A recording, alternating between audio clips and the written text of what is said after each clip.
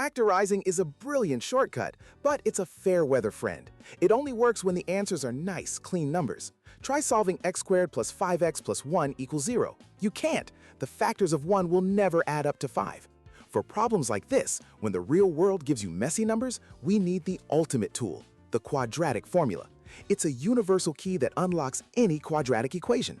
To use it, first get your equation into the standard ax squared plus bx plus c equals 0 format.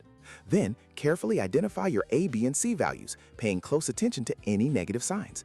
You substitute them into the master formula, but before you solve the whole thing, there's a secret shortcut inside.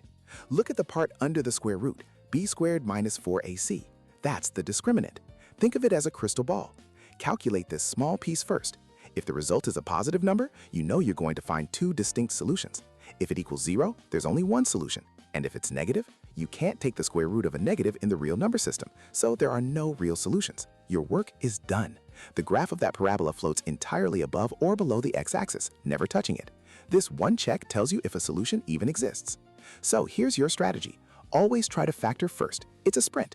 If you don't see the answer in a few seconds, don't waste time. Pivot to the formula. It's the marathon that always finishes the race. It will give you the exact answer, often a messy surd, or the decimal approximation you need for a real-world project. The quadratic formula is more than an equation. It's your guarantee that no quadratic can ever truly stump you again.